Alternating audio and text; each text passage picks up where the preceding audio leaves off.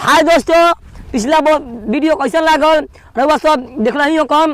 Part 2 भी आ गई बहुए और जे भाई लोग पार्ट 1 नहीं देख ले डिस्क्रिप्शन बॉक्स में लिंक दियल गई बा, जाके दबा के पार्ट 1 देख लेम तबे पार्ट 2 देखम। काहे कि जब से पार्ट 1 ना देखम दूसरा पार्ट 2 के समझ में ना आई।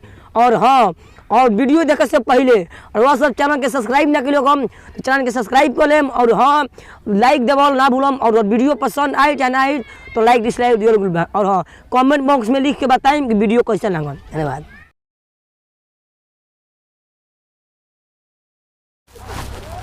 अरे साला लगा दूर फरारी दिया रे।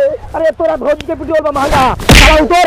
अरे साला हमार गाल भर गइल साला मार के दिया दे साला। अरे साला बैरा पूरा माई के पेट्रोल बा महंगा। अरे साला बैरा चल चल चल लहिया साला हम लही नहीं रे। अरे बैरा चल चल।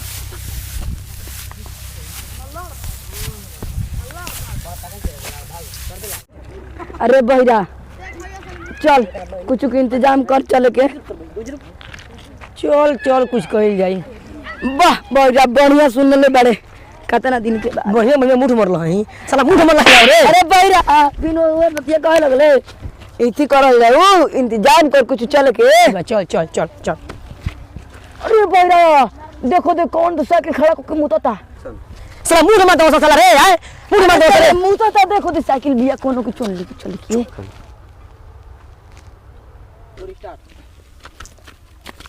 चल आराम से चल आराम से चल आराम से चल चल आराम से चल। ते पीछे बैठ उनको रह मुझे दे।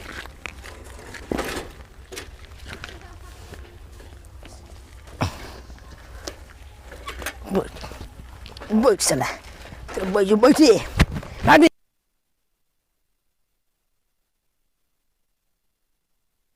अरे टला लूट ले। अरे टोला डाड़ी में अरे टोला भौडी का चोली पालो लूट ले। आई दादा आई रे माए। अरे टला बेटा दो लेटे दो आई रे दादा डिलिया में लेटे बाहर लुटल है। आल बेटा दो तोरा गाड़ी में बमू डाला।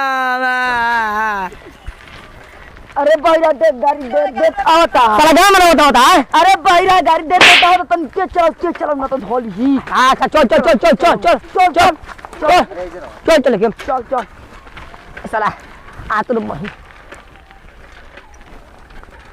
चल मकाऊ देखो दे आओ तो देख चल चल चल गांव में होता है। अरे गाड़ी दे देता हो तो चल गाड़ी देता होता है। चल चल चल चल चल मकाऊ चल के नहीं तो पकड़ के मार लगियो तो गांव में लगियो मारे लग गया सो। चल चल चल चल चल।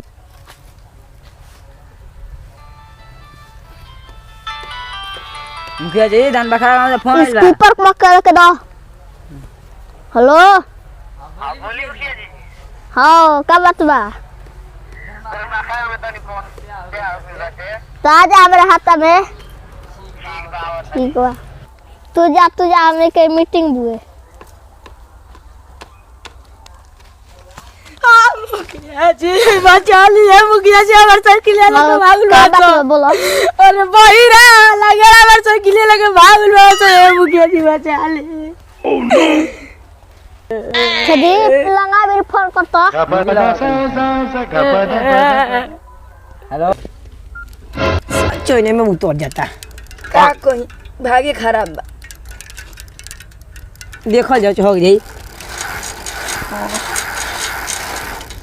साला घी ढेला नहीं खेले कतरे कहीं ले ढेला फोन ले। अरे लग रहा तो मोबाइल में मुखिया जी फोन ले बा उठाओ गाली। अरे भैया उठाओ। हेलो हाँ गाँव में भाई में। ओह नो आए अरे दिखाओ भैया हमरा के दिखाओ।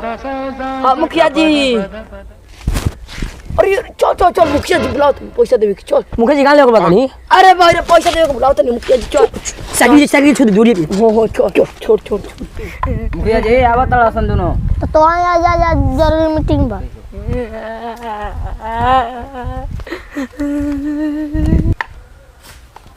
मुखिया जी पैसा देवे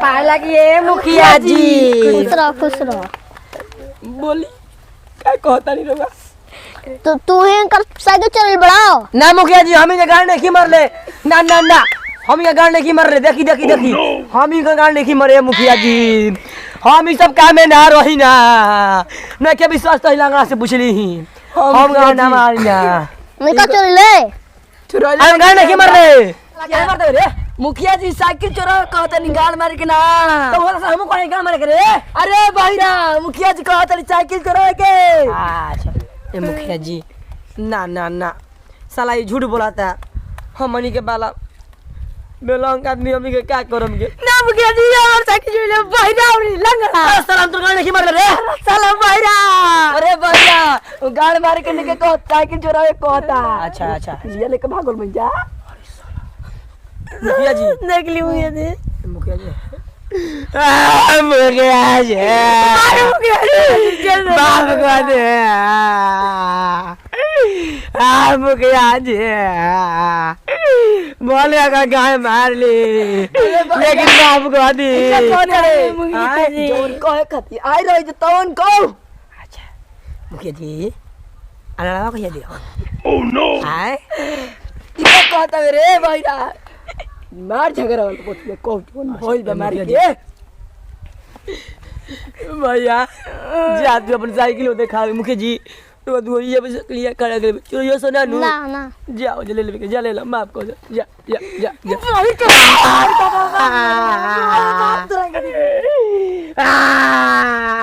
छोड़ जाते जाते रो मत को जान बच्चे कह के रही कहू रे भाईरा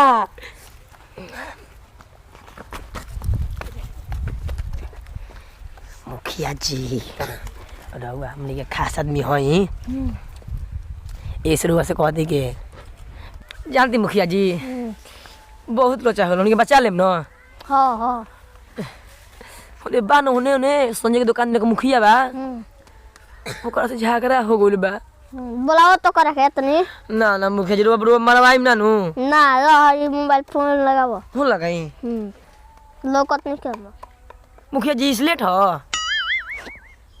अच्छा ले रे फोन लगाऊ हमने को जाता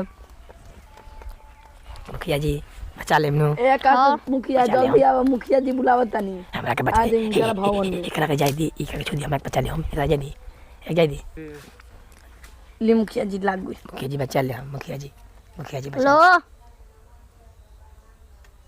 हेलो नहीं खिलाओ कोट की मुखिया जी कोट गुल साला आवत हुआ सब मुखिया जी बचा ले हम नु हां बचा ले हम का हो गइल मुखिया जी का बोल का है के बोले नहीं हम के बाप बेटा के गाय मारे के अरे बहिरा तो साल पहले माथा हमर तरफ पे घर में मार के काट जिम तरह के जान जो खा जी मग गाय रे देबे महिला तरह मुआ दे में जे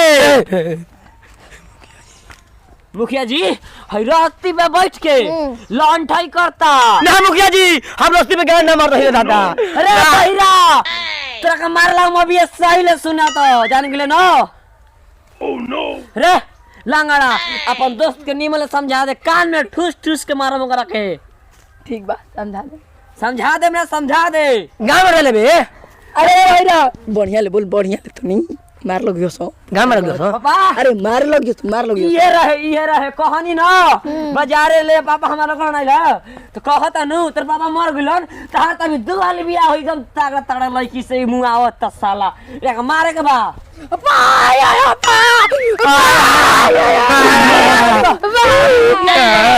मुखिया जी ना ना मुखिया जी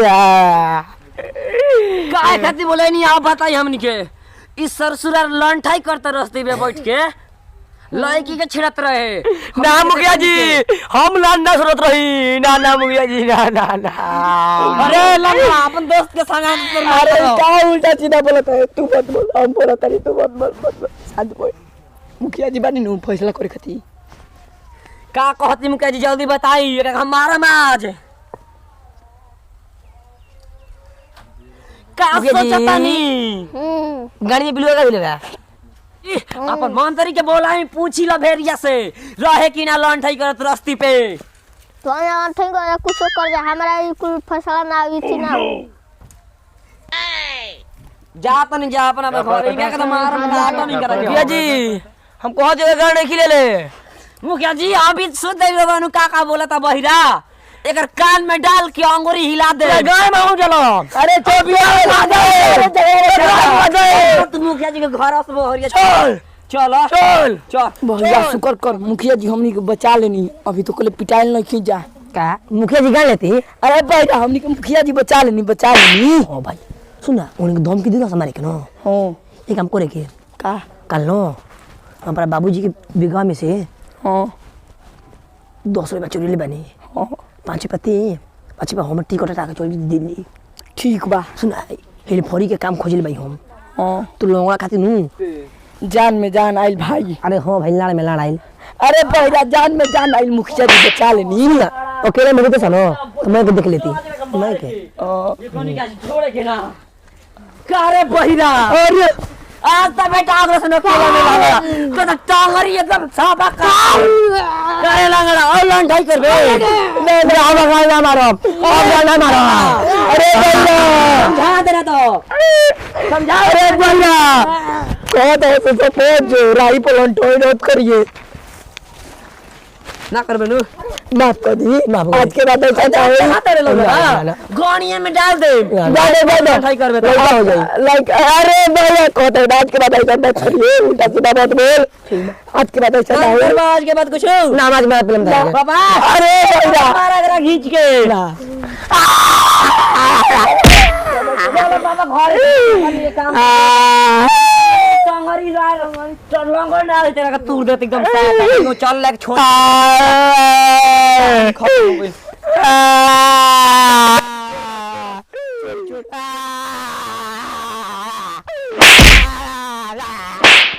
ओए